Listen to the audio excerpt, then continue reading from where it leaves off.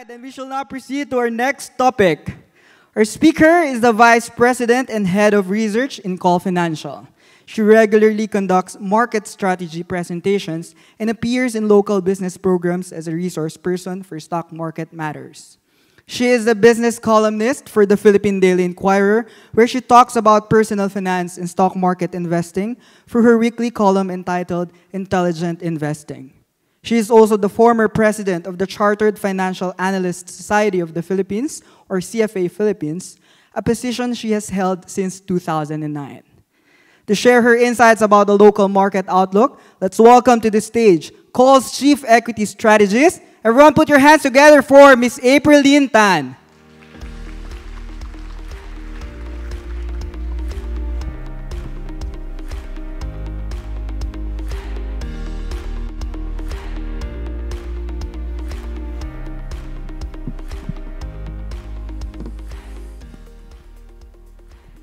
Morning, everyone. Happy Chinese New Year. And thank you for joining us today, despite the occasion. So today, I'll be talking about our market outlook based on fundamentals. Okay, so one of the things I'd like to start out with, because our title is Shifting of the Tides. Actually, the emerging market tide is already shifting. As you can see here, since the middle of last year, emerging market index is actually up by 4.7%. In contrast, the Philippines is down by 7.16%. That's based on the middle of last year. And you may be wondering why this is the case. So I'd like to start out by saying it's not the fault of the economy, because actually June had already mentioned how our economy is very strong, and last week the government disclosed the fourth quarter GDP, which strengthened further to 6.4%. First half of 2019, it was 5.6%, and then it picked up to 6% and 6.4%. So it was really very strong. And, among the drivers would be strong domestic consumption. As you can see, inflation has gone down from hitting 6.7% peak in September, October of 2018. And it's now at 2.5%, thanks largely to lower transport and food prices. And aside from that, of course, the very low unemployment rate. Now, this is over a period of more than 10 years, almost 15 years. And you can see how much unemployment rate has gone down. And June had mentioned how, investment spending in the Philippines has gone up to 30% of GDP. When I initially started doing presentations for clients, I remember talking about how we needed investments in this country. And at that time, investments to GDP was only at 19-20%. And now, it's already at 30%. And it's been that way for several years. So that was the driver of GDP. And of course, the increase in government spending. During the first half of the year, of course, there was a delay in the passage of the budget. And that led to slower growth in government spending. But come April, the 2019 budget was passed, and that led to an increase in government spending in the third quarter and in the fourth quarter. So those were the drivers of GDP. So very good outlook for the economy. The tides have turned as far as Philippine fundamentals are concerned. For this year, the outlook continues to be very favorable, and here are the reasons why we feel that way. First, the 2020 budget was passed on time, so we won't have a repeat of the 2019 issue. The BSP, in our opinion, still has room to ease monetary policy. I'll talk about it more later. Faster earnings growth as far as listed companies are concerned.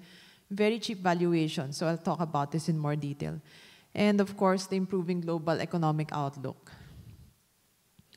Okay, so remember in 2019, the budget was passed in April, which was several months delay. But for the 2020 budget, it was signed by the President in January 6. And aside from that, we will be extending the government's 2019 budget kasi hindi siya naubos. Okay, what are the details of the budget? We will have a 12% increase in expenditures, and infrastructure spending will actually be increasing so much more. The budget of the DPWH will be increasing by 25.2%, while the budget of the DOTR will be increasing by 45%. So really, this year we'll be seeing a lot of infrastructure spending, and this is really very good for the long-term growth of the economy and also for job creation. Okay, so the BSP, we believe, has room to ease monetary policy. Okay, while it is becoming widely expected that the policy rate will no longer be reduced, notwithstanding statements from the BSP governor that if, in his opinion, he feels that there's still room to bring this down. I think the focus should be on the reserve requirement ratio or what we call the triple R. Now, the triple R is the percentage of deposits that banks are required to set aside. As far as the Philippines is concerned, this ratio is still very high at 14% because the average is below 10% around the world. So even if the BSP does not reduce the policy rate, which is at 4%, it still has room to reduce this reserve requirement ratio, which is currently at 14. Now remember, during the first half of last year, nag-benefit ba kayo nung time deposit rates umakyat hanggang mga 5-6%?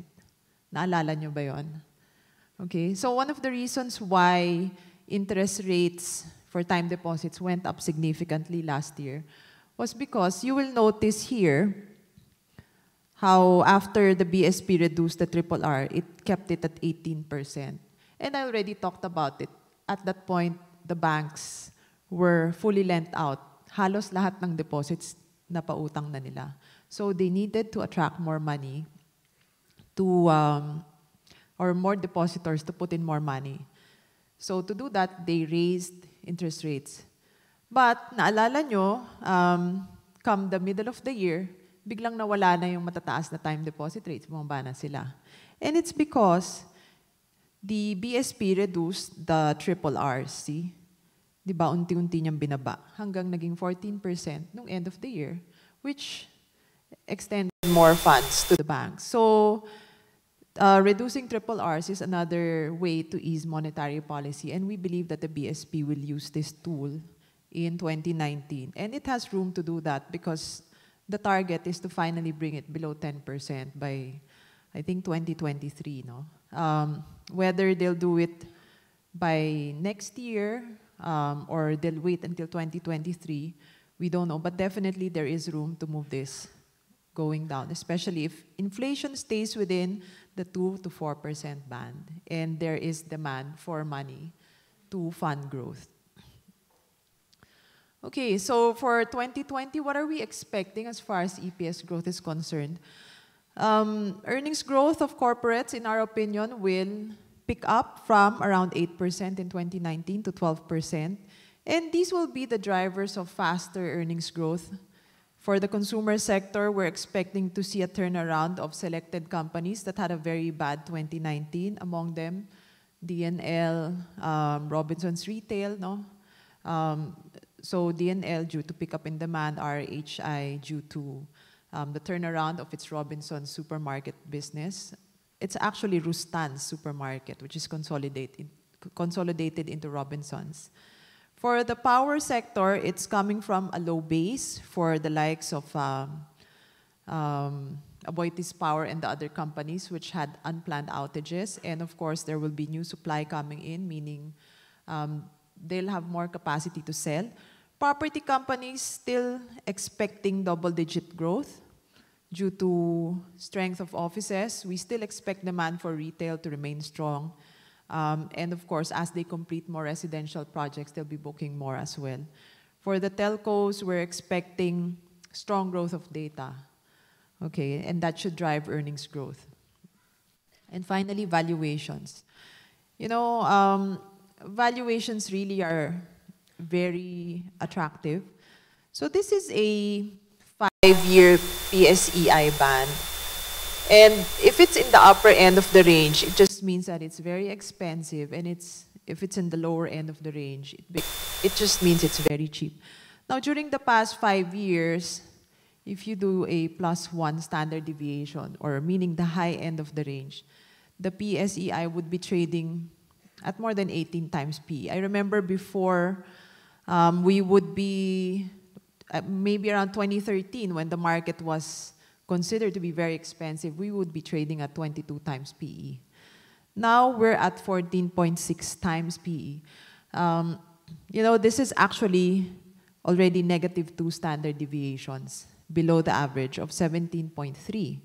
Okay, so just to put things into perspective, what does it mean when a stock is trading at -2 standard deviations?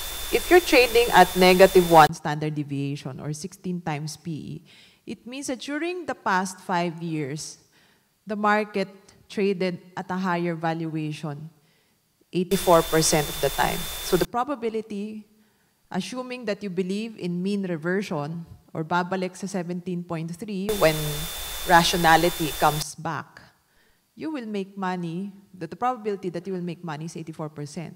And now that it's 2 standard deviations, the probability that you will make money is actually so much higher, at around 98%.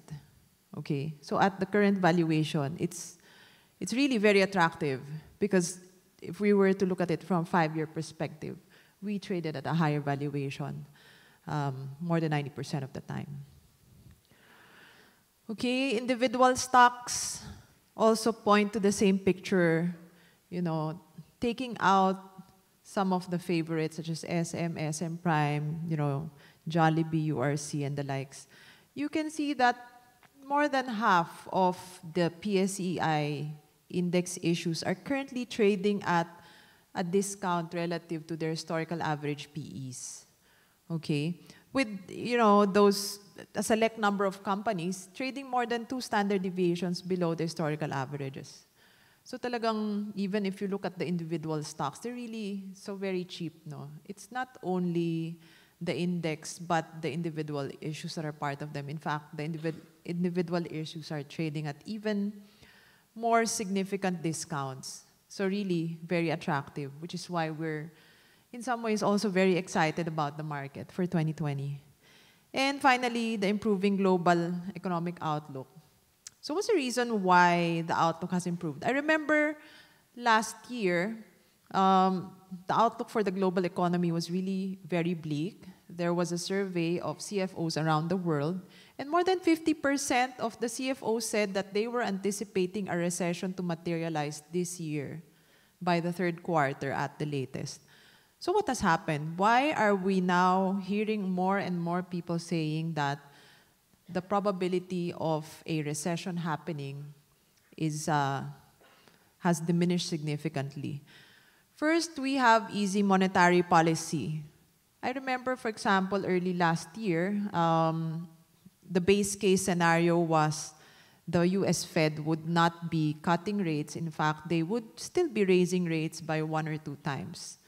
But lo and behold, what happened? The Fed cut rates 4 times. And it wasn't only the Fed, it was everybody. It was even China, ECB, you know, just exited QE. They went back in QE, cut rates, you know, despite negative interest rates. You know, aside from that, we have aggressive fiscal stimulus. So there were a lot of countries last year that cut taxes, increased fiscal spending, spend on infrastructure. You know, they knew that monetary policy can only do so much. They had to spend more, you know, for their economies to avoid a recession. And of course, worst of Brexit uncertainties are now over. Looks like there will be a Brexit after the election improved the constituents of the British government, and improving trade tensions. Now, for me, that is the most important factor that had improved the probabilities of the global recession, of course, the outlook for EMs. And I'll discuss it more. So phase 1 of the US-China trade deal is very favorable for emerging markets. So these are the details. No new tariffs as of last December for Chinese goods coming into the US. And in fact, tariffs on some Chinese goods were reduced or repealed. And in exchange, China had committed to increase its purchase of US products by at least $200 billion over the next 2 years. So why is it good? Well, if you look at this, you know, the US-China trade war began in 2018. And you will also notice how business confidence started to deteriorate around the same time. This is because, of course, if you're a businessman and you're trying to make plans, if you don't know how high tariffs can go, you cannot make plans on whether you will expand or not. Kahit malakas yung demand, tatabi ka muna. Let's just wait until there's more certainty. Okay, so that's the business confidence. And if businesses are not confident, they will not spend even if the demand is there. Okay, and a while ago, June showed a lot of PMI numbers where any number above 50 means an expansion, any number below 50 is a contraction. And one of the things that they do when they do a PMI survey is they ask businesses, you know, what's the reason why you're bearish, you're not expanding? And one of the things that people highlighted was, you know, trade uncertainty. So really, it's one of the main worries that, you know, cause these people to be gun-shy or hesitant in investing. So for the Philippine market and other emerging markets, what did it mean last year? So you will notice during the start of the year, I'm sure you can remember how strong our market was. And you can see that foreign funds came into the Philippines. Foreign funds are really very important in the Philippines because they account for more than 50% of our value turnover. So what happened after the first 4 months? I would just like to you know, refresh the news of, or the developments on the trade deal. No? In December of 2018, President Trump said that, you know, we're going to put all tariffs on hold and we'll be discussing. So I remember during that time, the base case scenario was there would be a trade deal sometime in 2019, which is why we saw foreign buying return to emerging markets such as the Philippines. And then what happened in May, of course, President Trump all of a sudden tweeted and said that China has been bad, therefore we will increase the tariffs right away. And look at what happened. Foreign investors started selling emerging markets.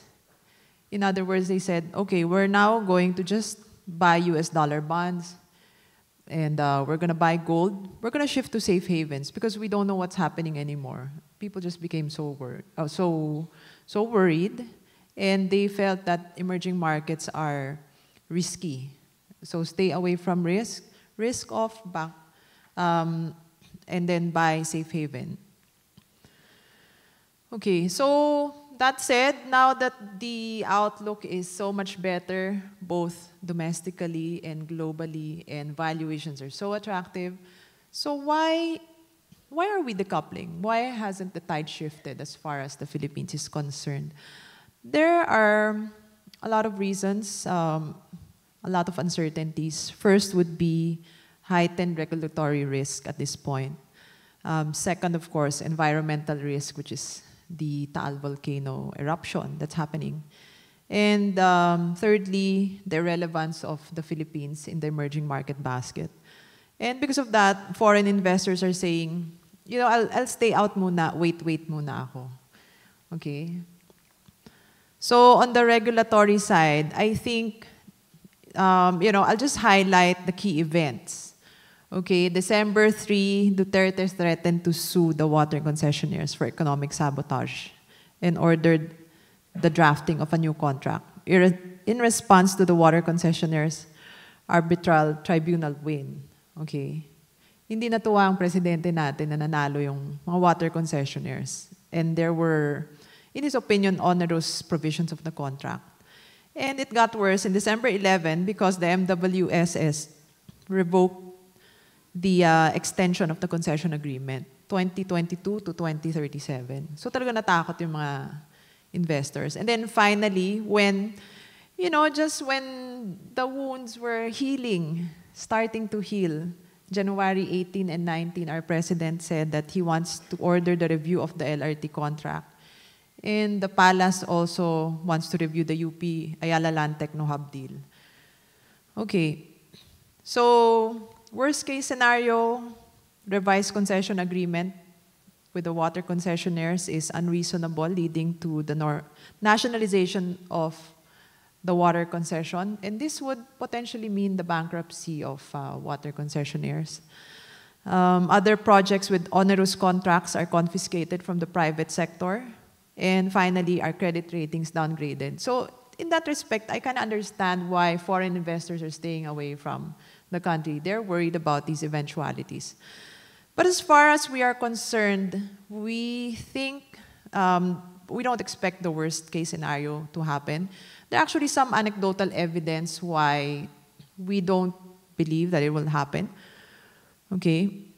Right now, we're seeing some of the bits and pieces of the new contract, or some details being talked about by the DOJ secretary and everything.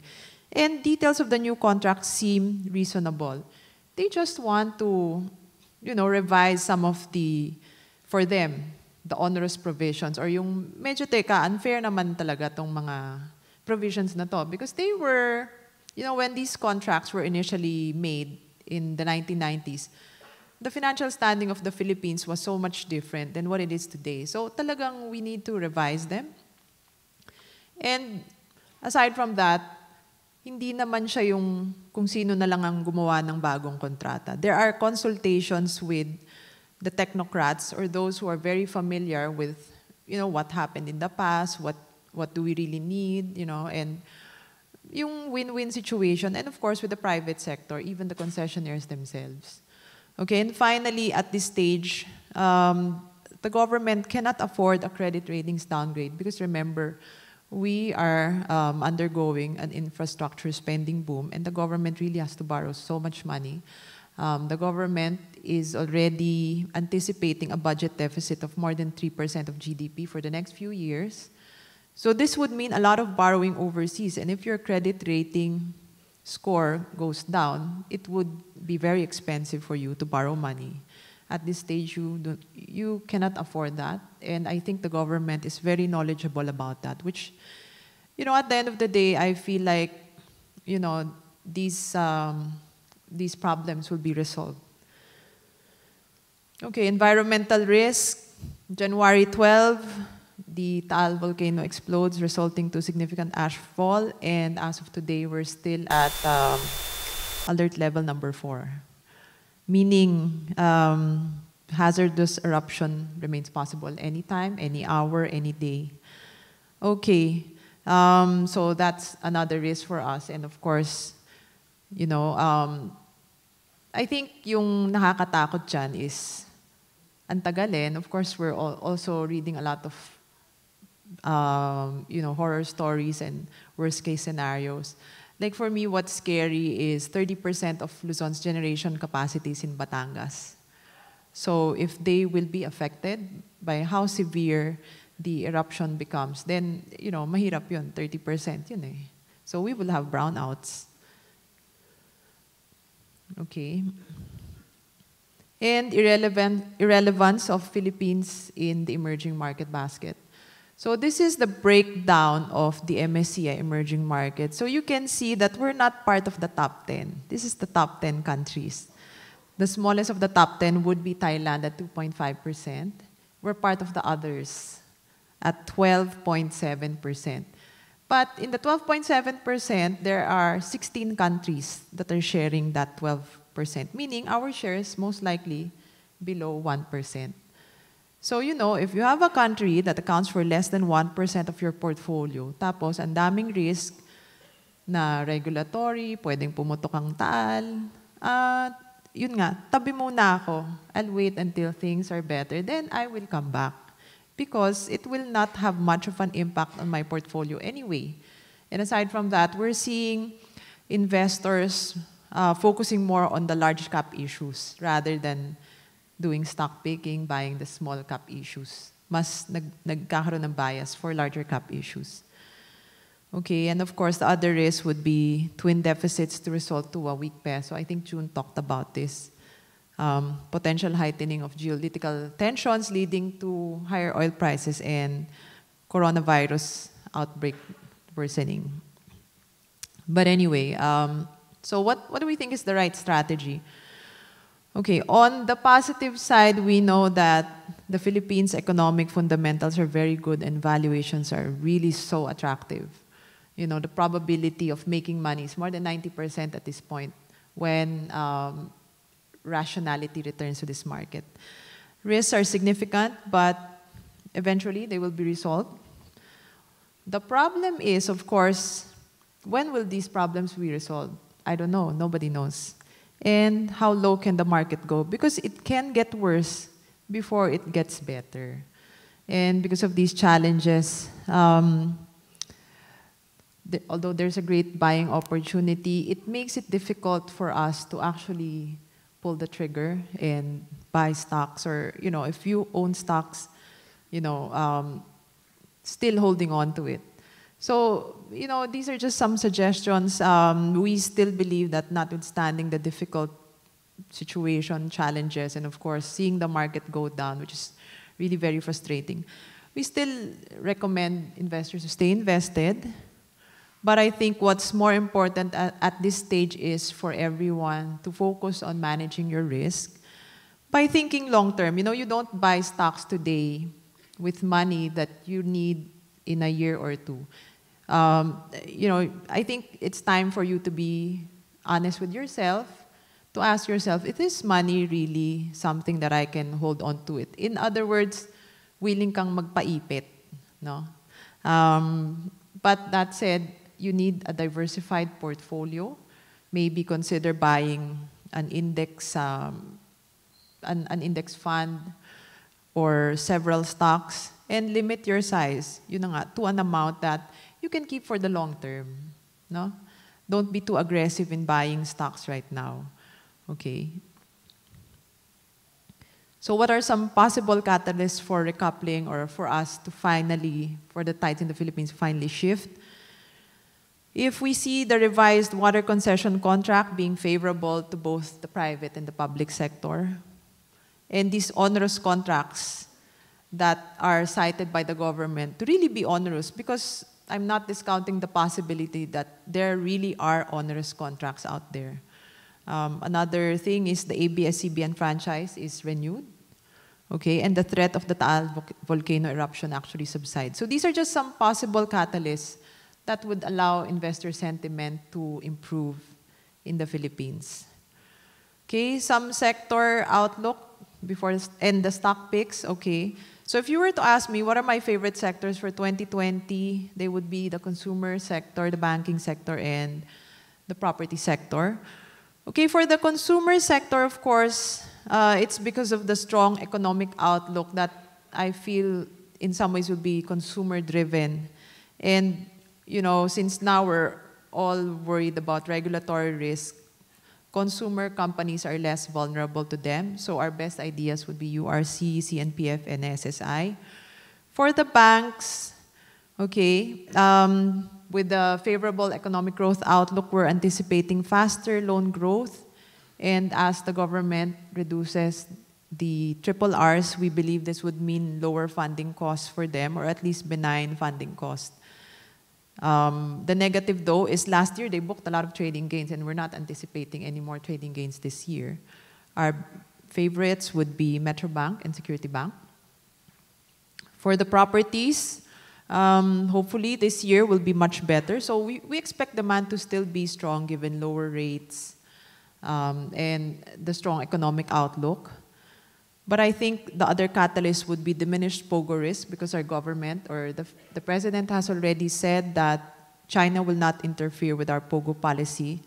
And secondly, the revised IRR for REITs, or retail investment trusts, came out, which should enable our property companies to actually list REITs or REITs.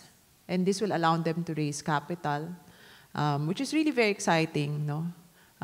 This will allow them to unlock the value of the rental properties and help them finance their other projects.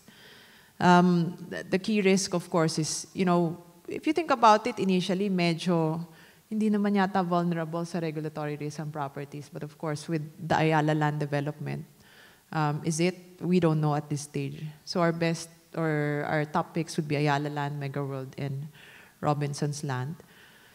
Okay. Telcos and power sector, we also like them, but we'll just talk about the key investment highlights. Okay, for the telcos, we like it because of the strong demand for data, falling share of the legacy business. So yung mga text messages, voice calls are now less than 50%. So that should allow profits to grow faster. And we have the telcos trading at very attractive valuations and providing dividend yields north of 5%, 6%. No? But still, the problem would be poor sentiment due to the third telco threat and possible regulatory risks. But our top pick is PLDT, or TEL. And then for the power sector, what has changed is that oversupply is now projected to end by 2023. And valuations are attractive, dividend yields the same. Okay. Short term, there are some issues. For 2020, there's still new supply coming out, and the power sector is more vulnerable to regulatory environmental risks. So our top pick is AP. AP does not have a power plant in the Batangas area. Their power plant is in Quezon, which is further from Batangas. And according to friends who are from the province, wala naman daw ashfall doon. So mas immune si AP. Okay, so this is a summary of our top picks in our buy below prices. Now, some of our recommended stocks are trading at expensive or still expensive valuations. But we recommend that you wait for them to correct to our buy below prices before you start buying them. Because, it's not a runaway market. The market is not very strong. So we believe that there will be opportunities for you to actually buy these stocks at more attractive valuations. Okay. So in summary, the tide is shifting for emerging markets but not for the Philippines. While our fundamentals are too robust to ignore, we are also facing certain issues that are hurting foreign investor sentiment, such as heightened regulatory, environmental uncertainties, and growing irrelevance of the Philippine market in the emerging market basket. Okay, but we're confident that these issues will be resolved and continue to recommend investors to buy Philippine stocks. However, since we don't know when and at what level the Philippine market will bottom, we would like to stress the importance of risk management, which can be achieved through diversification and proper asset allocation, and of course, thinking long term. And just some closing thoughts. Una, tatakutin ko kayo, no, di ba?